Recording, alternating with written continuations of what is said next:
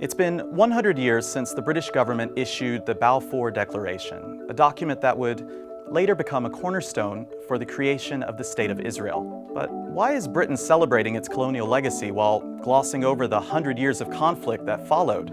Let's go back to November 2nd, 1917, when British Foreign Secretary Arthur Balfour sent a letter to Lord Walter Rothschild, a leader in the British Zionist Federation. Balfour's letter expressed sympathy for Jewish Zionist aspirations at the heart of Zionism, a political ideology calling for Jews to return to Palestine.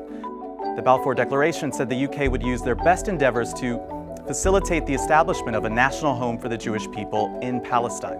So on that date, Zionism became an official objective of Britain's foreign policy.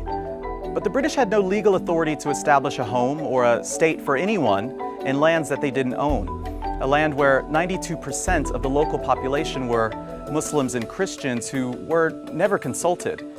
And even though they didn't own the land, the British would soon control it. The lines on the map were in flux. That's because, well, World War I was going on and British Allied troops were advancing on Palestine.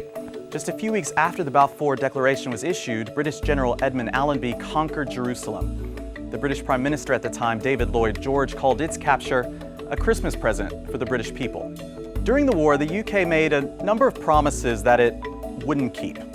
One was to the Sharif of Mecca, Hussein bin Ali. He's the great-great-grandfather of Jordan's King Abdullah II. Britain promised their support for a single, independent, and unified Arab state. And in return, he agreed to be part of a revolt against the Ottoman Caliphate. A second commitment was made to France under a secret agreement between colonial powers to divide up the Middle East between them. Under the 𝗧𝗿𝗶𝗁𝗶𝗴𝗲 agreement, Palestine would be an international zone. But the agreement wasn't honored later on. Britain wanted Palestine for itself. Then came the third commitment, to the British Zionist Federation. Now this is the one that the British actually honored. Its ambiguous language created problems, but it was a deliberate choice to use the word home rather than state in the declaration. Each of the 5 official drafts of the declaration were carefully reviewed by the Foreign Office. The Zionist project in Palestine was one way for the British government to resolve the problem of growing anti-Semitism in Europe. It would also protect Britain's interests throughout the region. After the war, the 5 colonial powers at the time, the UK, France, Italy, the US, and Japan, gave Britain a mandate for Palestine. The British government and the Zionist movement made sure it included the wording of the Balfour Declaration. It then became international law, and the Balfour Declaration became a legal obligation for Britain.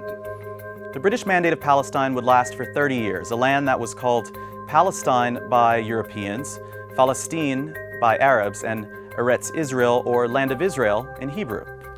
There's a part of the Balfour Declaration that's often forgotten. It backs the idea of a Jewish home, provided that nothing would be done to harm the civil and religious rights of existing non-Jewish communities in Palestine.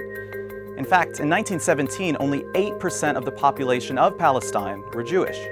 For much of the 1920s and 30s, the British facilitated Jewish immigration to Palestine, automatically granting each newly arrived Jewish immigrant with a Palestinian passport. And as the demographics changed, resentment grew between the Jewish and Arab communities of Palestine and towards their occupiers, the British. When Britain decided to leave in May of 1948, the Zionist paramilitary army was ready with a plan to colonize all of historic Palestine. We're talking about a large-scale ethnic cleansing. More than 700,000 local Palestinians were kicked out of their ancestral homes. Hundreds of Arab villages were razed to the ground, and 15,000 Palestinians were killed that year in several massacres. All this happened while tens of thousands of British soldiers were still in Palestine. Zionists declared their own state on May 14, 1948, and began the process of wiping the word Palestine off the map and deleting it from the historic record. And that continues to this day.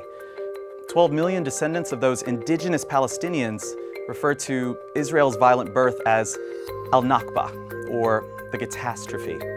And every year when Israelis celebrate their state, Palestinians mark the systematic destruction of their society.